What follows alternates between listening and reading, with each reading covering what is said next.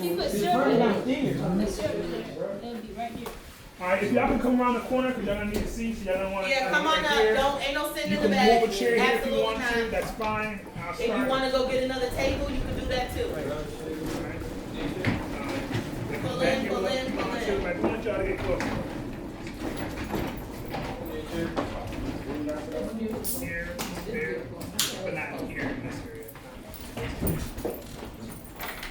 Happy Friday, everybody. Happy Friday. I feel like this week kind of dragged, no? Yeah. No, I went quick. You went quick? Well, I took off from work Monday, because Monday was my birthday. I turned 40 years. Happy birthday! I think it's important to celebrate as much as possible. You know, anything, birthdays, promotions, you find a quarter in your pocket.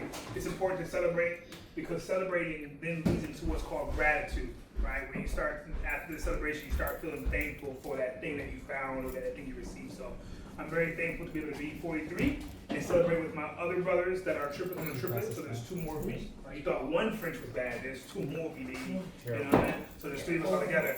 But to be able to celebrate a day when there's a lot of stuff going on where some people aren't fortunate to see whatever it is. So I'm very thankful, right? I'm glad to be here today though. Happy Friday, as I mentioned to you before. Continue on with our speaking series. I have a gentleman here, our guest speaker today, Mr. Thomas R. Smith III, a very good friend of mine. When I asked him to be part of this speaking series, he quickly said yes to the opportunity to be able to be in this space, to learn from you all, but to also share wisdom and pour into you as well. So please give a warm, mission-fulfilled welcome to Mr. Thomas R. Smith III.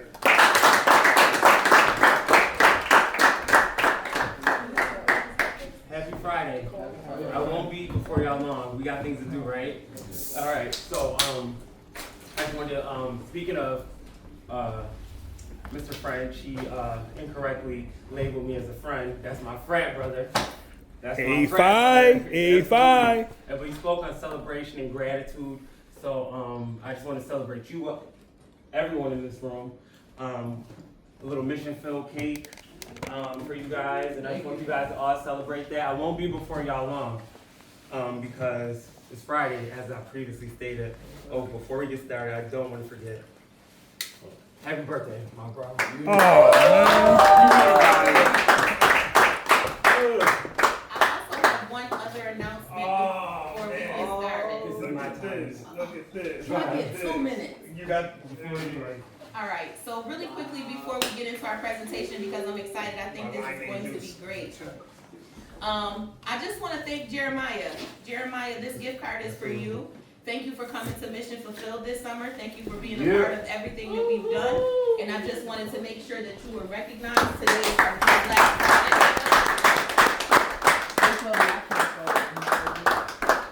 And that's for you. So Jeremiah, the cake for you, bro. Congratulations, man. Congratulations. All right, just real quick, I'll be brief. My name is Thomas Ray Smith III. Everyone calls me Tommy. I'm native of Rochester, New York, born and raised. Primarily K through 9, went through Gates Child, but graduated from school at Del Walls in 2006. Immediately after 2006, I relocated to Charlotte, North Carolina, where I graduated from Johnson C. Smith University, historically black college and university, majoring in criminology. Prior to graduating, I knew I wanted to always be a police officer. So upon graduation, actually it was way before, it was my junior year in college, I had 2 job offers, one from Charlotte-Mecklenburg Police Department, and the other one for Department of Homeland Security. I went with Department of Homeland Security, DHS.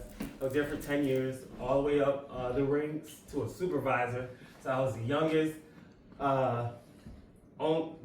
black supervisor in Charlotte Douglas International Airport.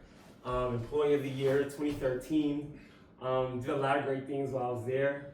COVID, I relocated back to Rochester, New York. My grandmother, who raised me and my, it was a total of 5 of us, she got dementia, so we had to move. I moved back to help assist with care with that. Me and my total of 5 of us, all my brothers and sisters, we all now work in the medical field. to better assist, take care of her. We will not put her in Nursing home. a nursing home or hospice care. We just take care around the clock for her. Besides that, the academic portion, the professional portion, very important. However, wherever your next steps in life are, whether it's collegiate excellence, whether you're going into a training or specialized field, or where it's entrepreneurship.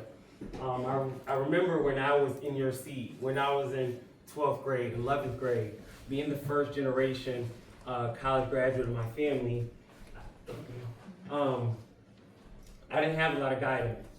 So I wanted to take this time, this opportunity, to really go over, make this about you guys.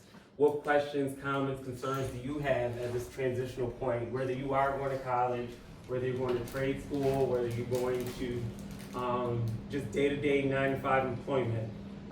Any questions that you may have that will better assist, propel you into the next tier of your life, like, lay them out. Can you just do me a favor, start with your name? Alright, good afternoon, my name is Mohammed. I'm a graduate from World Living Card, I'm 17, and I'm heading to UB, majoring in pharmacology and toxicology, and I head that to transition into the medical field. So what's your job title or profession?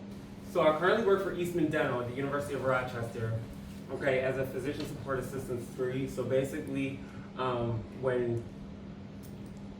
as you know, so let me just back up, Mohammed. Why I transitioned to healthcare? Rochester, New York, one of the biggest institutions, the greatest ones, top 10 in the country is the University of Rochester. So by me wanting to align myself with a reputable organization, I had to choose wisely. So of course it was a no-brainer, U of R. I had no dental experience prior to this, but I got my feet wet pretty fast. In the medical realm, it only made sense to align with University of Rochester. So that's why I made the transition, and that's why I made the transition to the University of Rochester.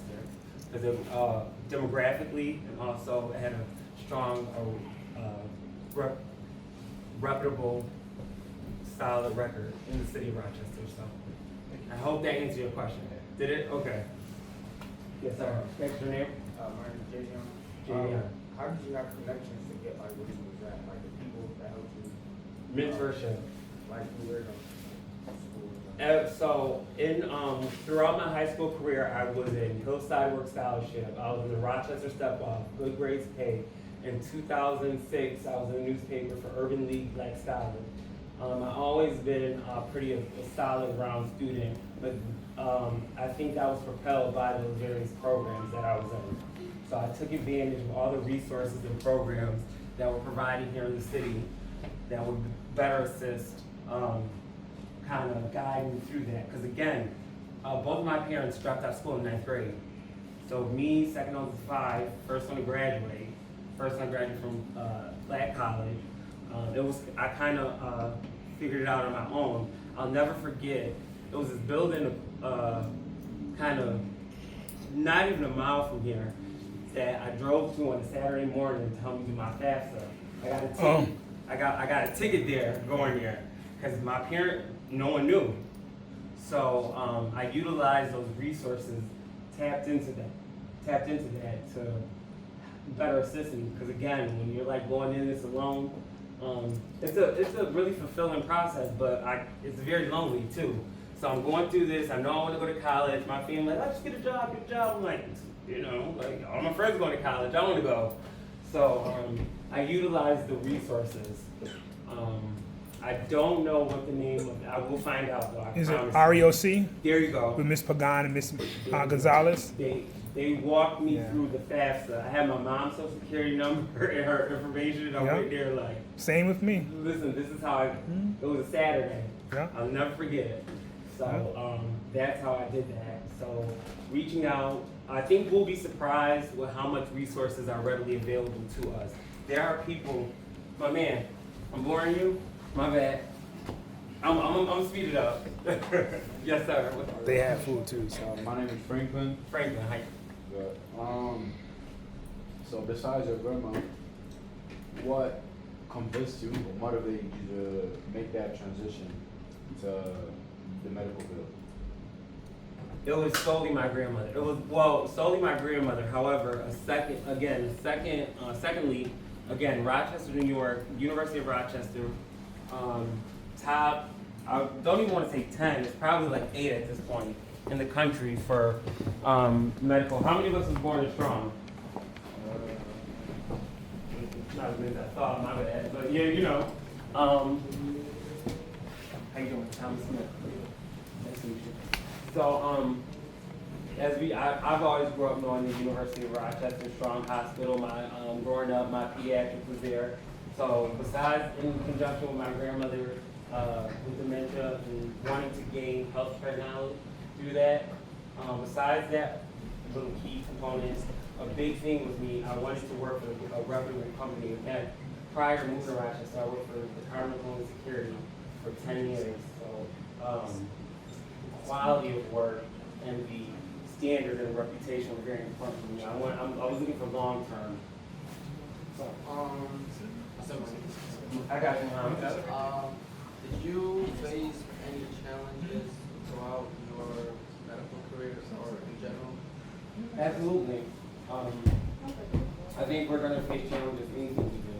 That's number one. Whether you're riding a bike, walking down the street, something's gonna give. Whether it's too hot, whatever. I had no previous experience, therefore I was a new kid on the block. However, in my office, I was educated. So with that, you're faced with job knowledge, skills, and abilities versus your educational component. That was kind of weird for me because I'm coming from my job for 10 years where I knew every single thing. Everything. There was not a question you can ask me. Now I'm coming back and they're talking about a trophy. I'm like, well, what is a trophy? That's just like a fancy way to say it, like teeth cleaning. So we went into that. Now, moving forward, as I've been there for so long, only there for 9 months before I moved again to a different part of the medical practice. So, yes, I did experience challenges, pitfalls, and a lot of like uncertainty, but I call those kind of like milestones or challenges to, you know, just learn. That's a learning curve. You're just not gonna walk in anywhere knowing anything. Yeah. Yes, ma'am. My name is Gail. Why would you switch from school to first? Which school that was? Gay shot. So why would you switch? Why did I switch? Okay, it was weird. You're a good listener.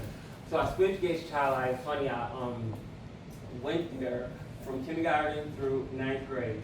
So then my sophomore year, again, as I said, I switched to what I was. So our family moved for briefly, but then we moved back to Gates. So we moved to we thought we were moving to the city. So I was already enrolled. However, throughout my tenure with Fort I was still a current resident of Gates, the town of Gates. Hello, my name is Axel. The question is like, what kept you motivated going through college, especially as you said you were a first-time graduate, right? Correct. I know you were going into college, like maybe not knowing so much about the environment and how college really is, but what kept you motivated? So me personally, if you want me to answer this honestly, I do feel like I was very successful in college because I was away from any distractions from my friends and my family. If I went to college in Rochester, I would always know, oh, yeah, I'm gonna take a semester off. I can go stay with my parents, or I can take a semester off. I'm gonna get a job. So that wasn't available. My parents made it very clear, like, hey, listen, when you sign this paperwork, we got you on the first year. It's your way to do the rest. So I was like, that was kind of a tough bargain, but I did it.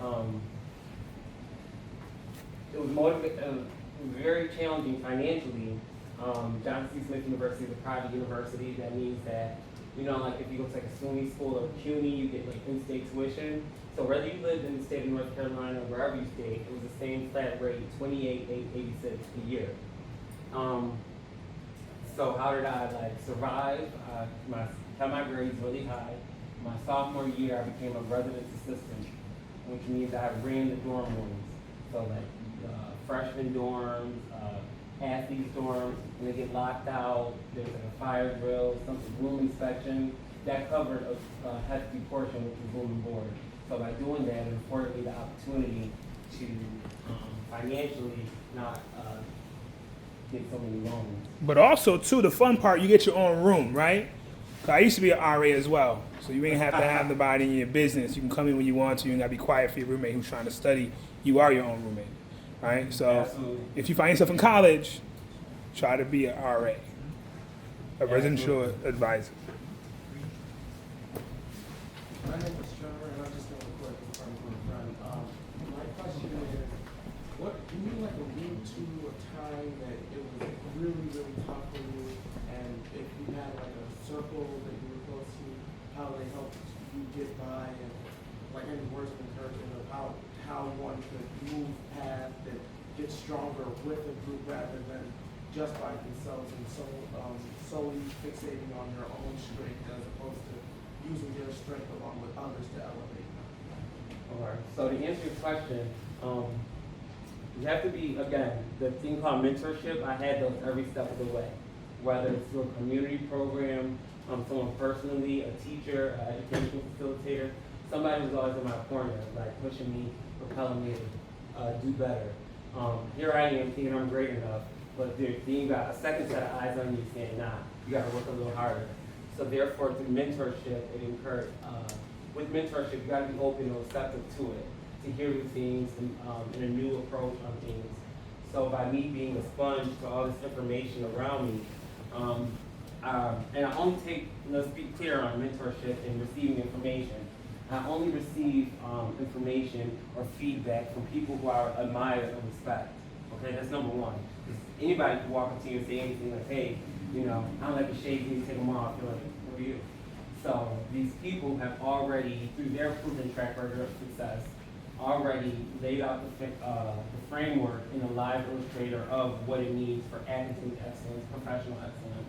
So I found, I seeked out people, whether I wanted to do something in education or career or on campus.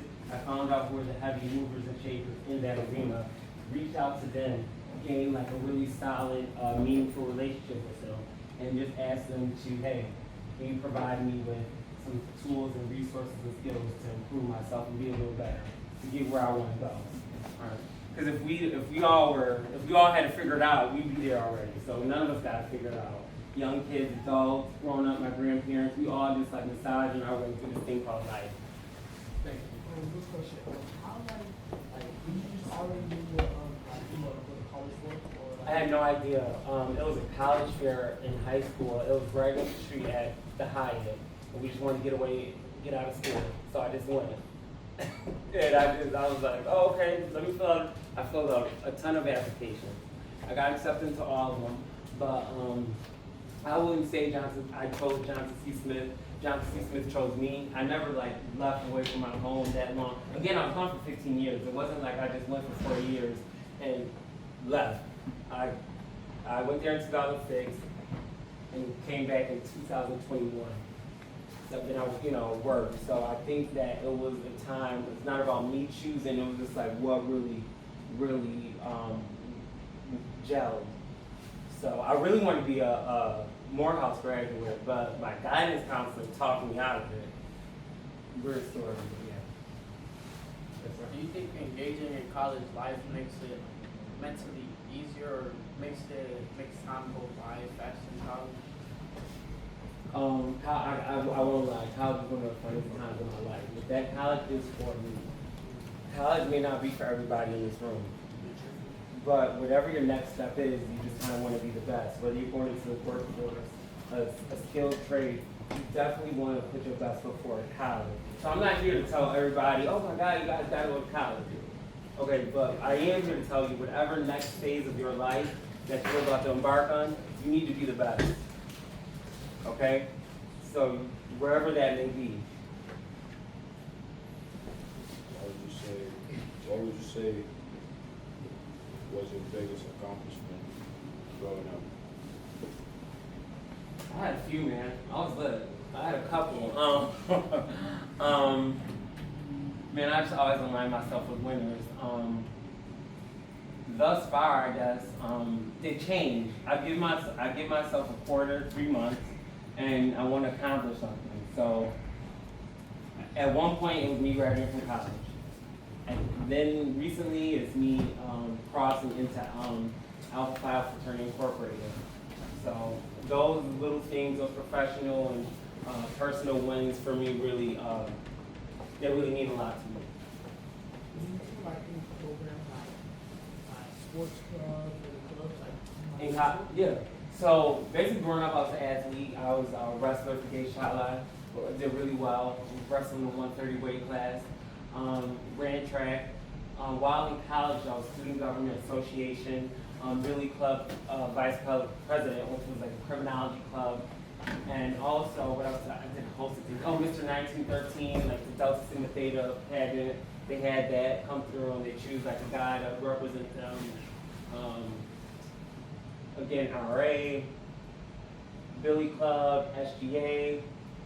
Also, was a coach in college for a team for a couple years. So I definitely did a lot. Those things really keep me motivated. Doing something that you really love. Oh, really quick.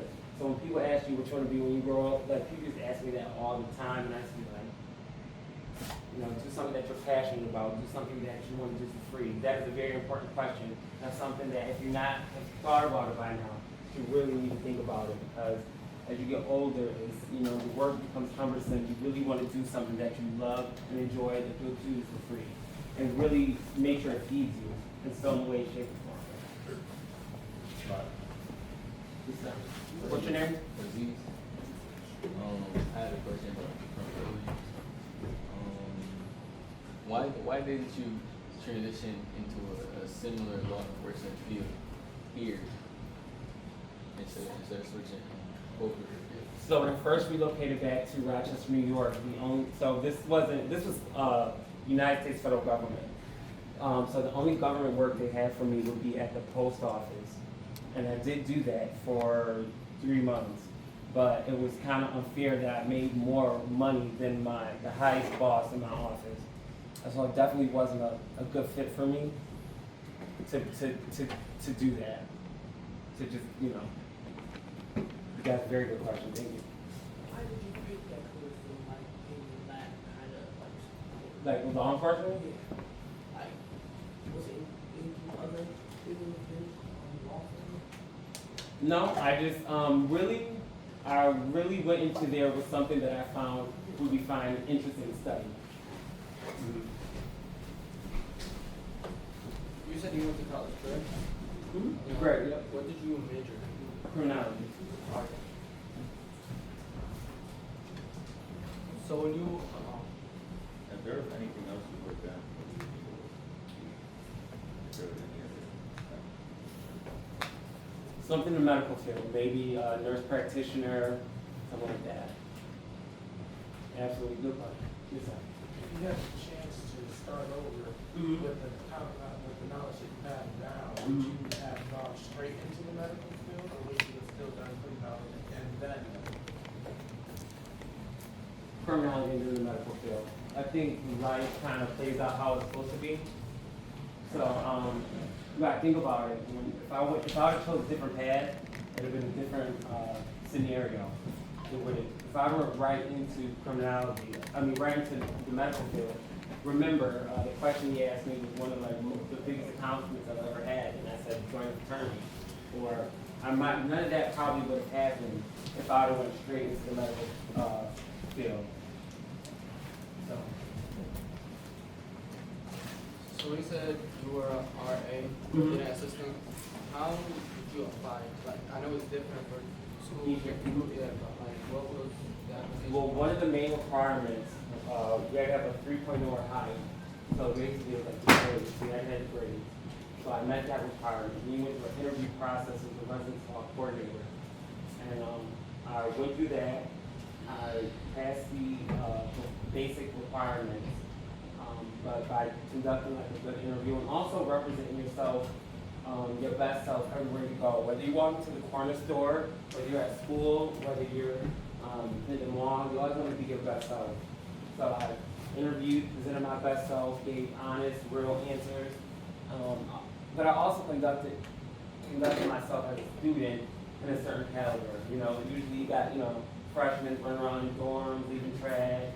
also represented what a decent RA would kind of look like. With high regard for university campus policies and procedures regarding residence life, abiding by those, just being a live illustrator of what kind of representation that the university wants. So, Do you feel fulfilled in your profession? excuse me? Do you feel fulfilled in your profession? I can hear. Do you feel fulfilled? Indeed. I heard him. Yeah. Do I feel whole, like complete? No. But fulfilled, yes. I have a very solid working relationship with all of the executives, everywhere I go. It's always going to be me and have like a really good, easy, good interpersonal skills, bring my best self, trying to that they can do teamwork experience. And I think with those kind of skills, they'll help you easier navigate any situation, any place you are. You said you mentioned that you feel complete, but do you know any steps for you to get to that point, or is Yeah, that like, just yeah, just like working from home is really, it's going to be honest. Oh. Yeah, like, there's no title I'm going for, but yeah. Yeah. You said working at home billionaire? Yeah. Not the guy. Yeah. That's the title. Yeah, absolutely. Okay, another question. And regardless, like disregarding the fiscal part of feeling complete, do you feel complete in your goal of helping others? I feel valued, yes, Yes, in that okay. sense. Absolutely. Okay, perfect. Good. Do you know what an OL is? OL. Orientation leader? Mm-hmm. Were you ever thinking of becoming an orientation leader? For what? What are you looking for? For like college as well? Oh, like Oh, towards the okay, stuff. so a portion of like becoming an RA or residence assistant. So I was one for 3 years. So sophomore year I was new, but then kind of the junior year it was up to me to train and update the standard operating procedure for the department and disseminate that to the new incoming residence assistant. So yes, at some point I did do very extensive job training and OJT, all that good stuff. I just never heard that term OL. Yeah, and just to expound on that too, I was an RA, so I started as an RA at Alfred State College and also at Cortland University when I transferred. And so with that, they try not to have you do too much because you're gonna already be bogged down. If you're an RA or working in the residential hall, you're gonna be bogged down with maintaining your cohort of students that you're in charge of. So all the residential assistants or advisors, whatever, they have like 20 students that they're part of and they're living in the same dorm as them. And so you're always doing stuff with them. But especially if they're a new student, you're gonna be bringing them around, bringing them to the local store. So in Alfred, the hottest thing popping was the Wegmans and Walmart in Hornet. So we had to drive like 30 minutes away to the next town over, and that would be like a day trip. Whereas the RA, you're taking funds or the van to then bring them over so they can get acclimated. Especially if they're not from New York, they're probably from like New York City, but they're not from the area, so they don't really know. But Alright, have you ever considered a military rep? absolutely, that's my biggest regret is not going to the Air Force. I think you could have went like somewhere military. I know I could and have. transitioned I know I could have. I would have did really well. That's my biggest. I always tell people if I had one thing I wish I could get over. As soon as after I graduated college, I was straight to the Air Force. I didn't know, like, people that go, like, if they go, like, to military, they get, like, college. Right. So by me graduating, I would have already been. This was actually something I was seriously looking into.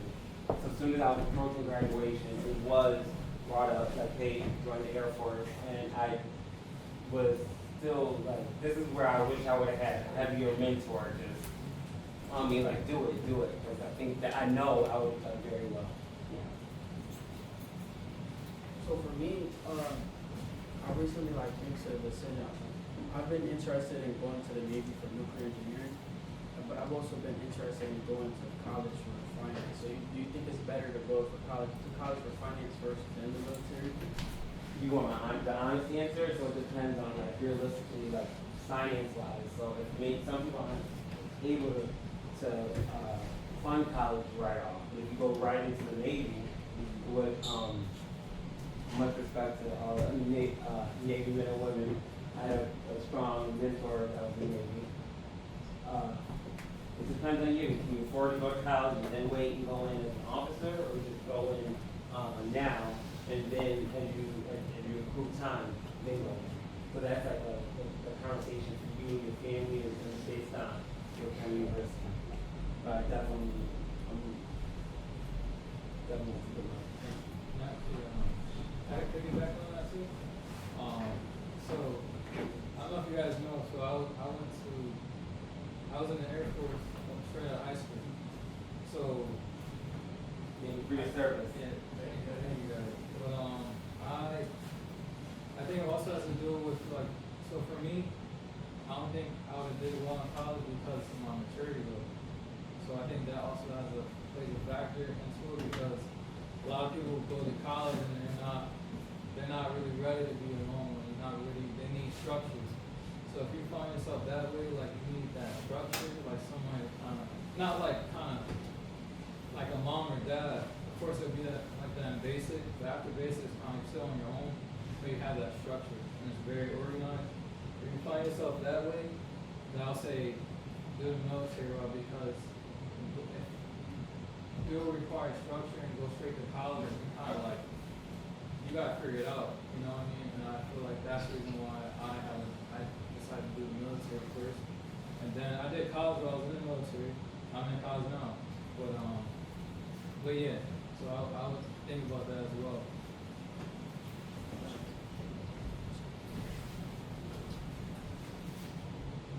No, I'm sorry, because you said something. So, do you think you were overly mature for college, or? Oh no, under. I feel like I wasn't ready. Like I wasn't. It wasn't like I was a bad kid, but I was more like. I just need structure. Like that's how I am. I need an organized plan. It's hard for me to do it by myself. You know what I mean? Like so, the military. Like I was never trouble student. You know, got in trouble. No, I wasn't that type of kid. But I think it's just the structure. Structure is what I need. And some people, that's how they function. That's how they, and that's me. I need structure. So but yeah.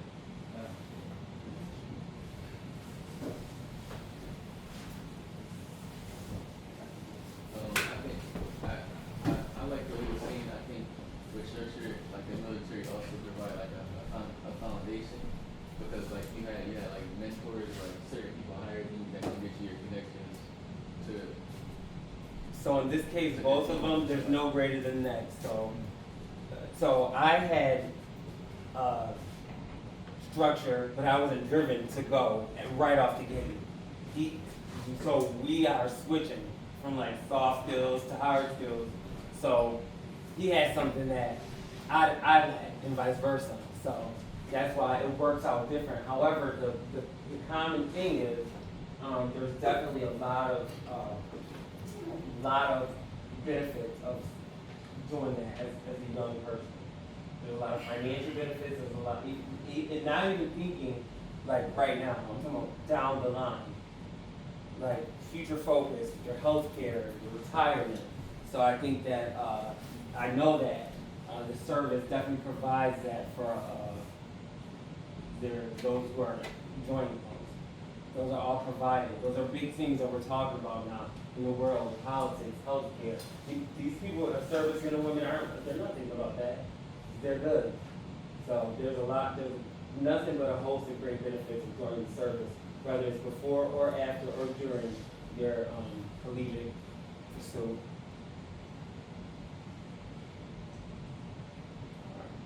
What's your name? Jason. You were here kind of early. We like to see it. Starting young. Yeah, absolutely. Showing them where they should go, right? Absolutely. Stay up. So you guys have any questions, comments, closing remarks from me? Again, cake from my boy back there. I'm gonna let you cut it. Oh, well, I don't know.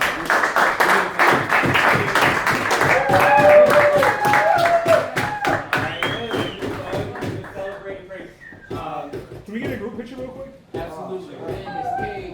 Sir, I don't got it. Alright, let's do the group picture. Right. Listen, you can order you much right, Finny. I promise you. And you can order you like. I'm glad for that picture. If we can get right here, we can get right here.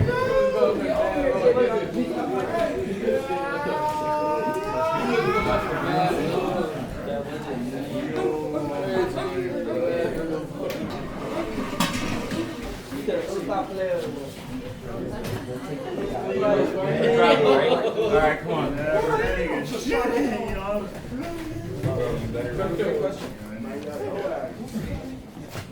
at that cake. That's dope, man. Oh, it's. I got it, thing. You're gonna hold it like this, alright? Don't drop it though. You gotta turn around. You gotta turn it around. He looked down at me. I don't think that. I think that's. He looked down at me. He looked down at me. In front of the mission, the big banner thing. You go downstairs? Yeah. Let's take it downstairs. Okay. In front of the, yeah, I think it's more space in that. Perfect. Kind of like that banner. We'll take it downstairs. Downstairs, please, a second. Thank you,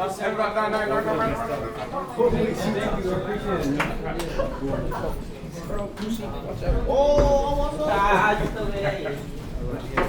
No problem, no problem.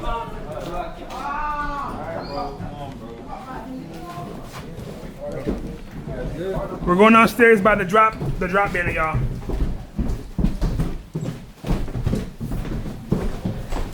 Y'all getting some behind the scenes footage here today. Normally I cut the camera off, but I thought I'd keep rolling, right? So we're getting some behind the scenes, perfect lighting. Y'all get in there, y'all. Come on now.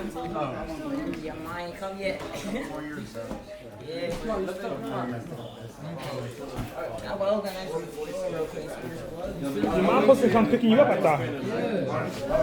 She's not here yet. She's not here yet? When I even went outside, she was there. She wasn't. All right, come over here real quick. Let me get this one here. Just stand there and look at the camera. Yeah. And then smile. All right, good. That's it. I'm recording, but I wanted to still shot it. okay. It's recording, but you know, I can screenshot later. Yeah. All right. All right, here we go. Here we go. Who's in there? Who's in there? Let me see y'all in there. I don't see my man with the tan on drinking the can. You gotta come over there in that spot right there. Right there. There you go. Who else I don't got? I really don't got you. I don't with the can. He probably like, yeah, I'm trying to drink this can. So I got everyone but. All right, on three. Let me do this. All right, on three. Can you hold the camera, hold the cake down just a little bit more? Like tilt it from the back. Yeah. There we go. On three, y'all. 1, 2. Oh, there you go. 1, 2, 3. 1, 2, 3. All right, I got y'all. Good. Thank you. Just recording too. So. Me you get in there real quick. Oh, I met you last time. Yes. Thank you. Appreciate y'all. Thank you. Good luck.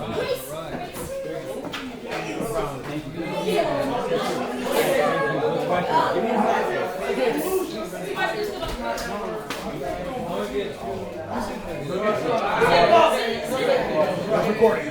Oh, okay. So, yeah. All right, I'm out. All right, y'all. Thank you so much. Thank you. Yeah. I'm gonna upload this.